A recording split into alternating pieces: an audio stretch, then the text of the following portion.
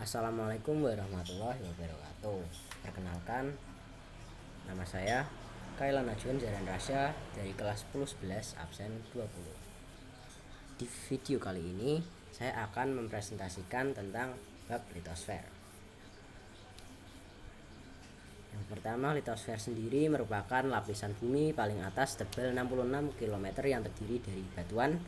Oleh karena itu, litosfer sering diartikan sebagai pembentuk muka bumi yang terdiri dari batuan dan mineral. Nah, jadi struktur dari litosfer ini seperti ini, teman-teman. Nah, ini adalah struktur lapisan litosfer. Lapisan litosfer memiliki manfaat sebagai berikut. Yang pertama sebagai sumber energi, yang kedua sebagai pemenuhan kebutuhan industri, yang ketiga sebagai bahan pembuat perhiasan, yang keempat sumber energi dan bahan peledak, dan yang kelima sumber bahan baku pupuk. Dan yang bab selanjutnya ada lapisan bumi. Lapisan bumi adalah suatu struktur yang terdapat di dalam bumi atau zat penyusun bumi. Kerak bumi merupakan lapisan paling atas dan paling luar dari struktur bumi. Kerak bumi tersusun dari elemen yang relatif ringan seperti silika, aluminium, dan oksigen. Ketebalan lapisan kerak bumi bervariasi karena permukaan bumi yang tidak rata, yang biasanya memiliki 25 hingga 40 km, dan yang biasanya pegunungan yang memiliki ketebalan hingga 70 km. Yang kedua, mantel bumi berada di kedalaman 40 hingga 3000 km di bawah permukaan bumi. Mantel bumi tersusun dari material besi, magnesium, dan silika. Bagian terluar mantel bumi cenderung lebih padat dan menempel dengan kerak bumi di atasnya. Mantel bumi membentuk lapisan yang disebut litosfer. Sekitar 100-200 km di bawah permukaan tanah, suhu mantel bumi mencapai titik leleh batuan atau sekitar 1000 derajat Celcius. Lapisan ini disebut dengan astenosfer. Yang ketiga, inti bumi. Bagian dalam bumi berbentuk bola metal yang memiliki radius 1220 km atau sekitar 3/4 ukuran bulan. Inti bagian dalam terletak di dalam bumi pada kedalaman 2885 hingga 5144 km di bawah permukaan bumi. Suhu di inti bagian dalam bumi berkisar 4300 hingga 5400 derajat Celcius. Suhu ini hampir sepanas suhu permukaan bumi. Jenis batuan pembentuk kulit bumi. Yang pertama, batuan beku. Itu adalah jenis batuan pertama yang membentuk litosfer, dan batuan beku ini terbentuk dari magma pijar yang membeku dan menjadi padat karena proses pendinginan. Yang kedua, batuan sedimen adalah batuan yang terbentuk dari endapan struktur batuan yang mudah lepas dan terbawa air, angin, dan es. Yang lama-kelamaan endapan tersebut akan menumpuk dan kemudian mengeras, kemudian terbentuk menjadi batuan. Proses pengerasan batuan ini disebut dengan pembaruan. Yang selanjutnya, jenis batuan pembentuk kulit bumi. Yang ketiga, batuan metamorf adalah batuan hasil perubahan dari batuan beku dan batuan endapan yang terjadi akibat proses metamorfosis. Faktor-faktor penyebab perubahan batuan ini antara lain, yang pertama ada suhu yang tinggi, yang kedua tekanan tinggi, ketiga kombinasi suhu dan tekanan tinggi, yang keempat penambahan bahan-bahan lain.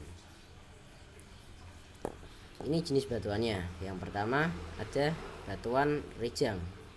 Jenis batuan sedimen, mineralnya silikat kriptokristalis dengan permukaan licin, foliasi tebal, dan letaknya terletak di laut dengan kedalaman lebih dari 4200 meter. Yang kedua ada batuan pumice yang memiliki jenis batuan beku, berukuran kecil, berfoliasi tipis, dan letaknya berada di jauh di dalam bumi. Yang selanjutnya nomor 3, batuan andesit, merupakan jenis batuan beku.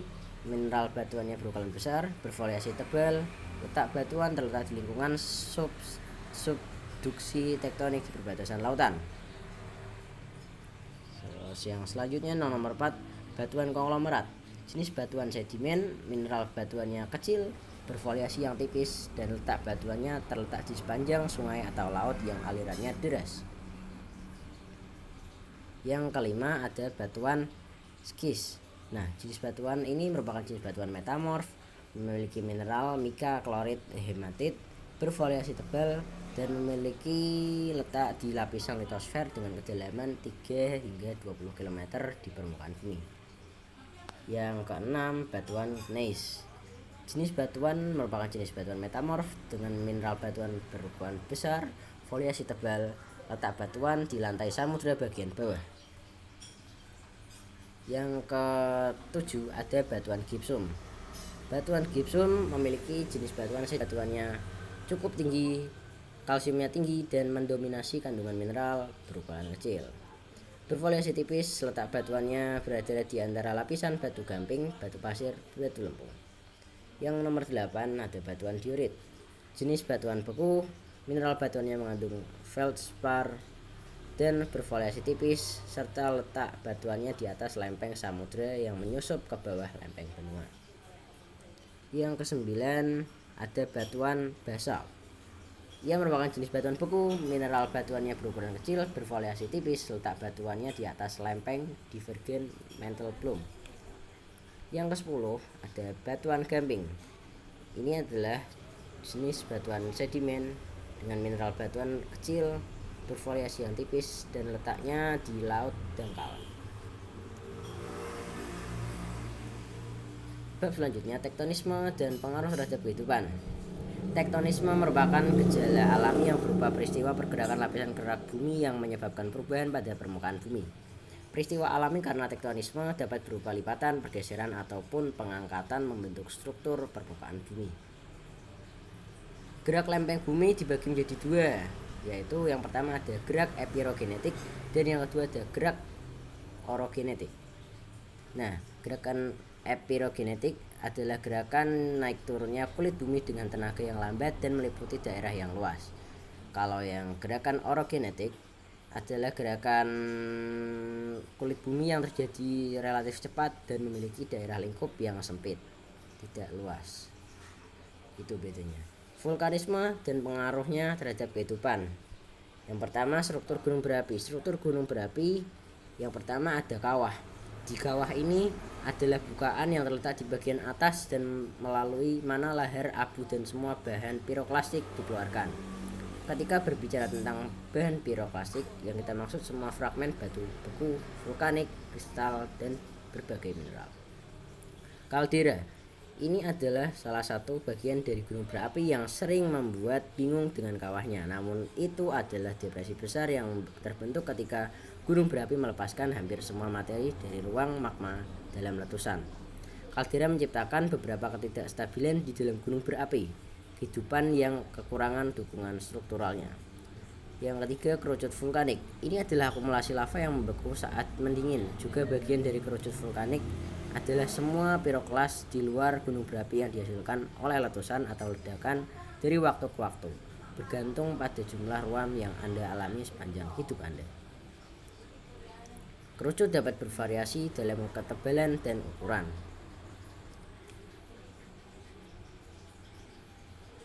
Ya, tipe-tipe gunung berapi. Yang pertama, berdasarkan proses pembentukannya, gunung barah maar. Gunung barah maar artinya gunung barah yang mempunyai kawah pada bagian puncaknya.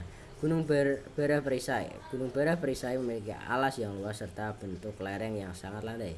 Yang ketiga, gunung api kerucut atau strato. Tipe gunung berapi berdasarkan proses aktivitasnya. Gunung berapi aktif. Gunung api aktif adalah gunung api yang menghasilkan magma dan mengalami erupsi. Gunung api pasif adalah gunung api yang sudah tidak menghasilkan magma selama 1600 tahun. Gejala pasca vulkanik dari gunung berapi.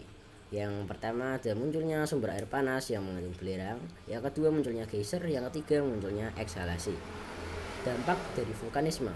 Yang pertama, dampak positifnya bermanfaat untuk lahan pertanian, penghasil bahan galian tambang, dapat dijadikan wisata alam. Yang selanjutnya adalah dampak negatifnya. Dampak negatif dari vulkanisme ini adalah lereng terbentuk jadi terjal.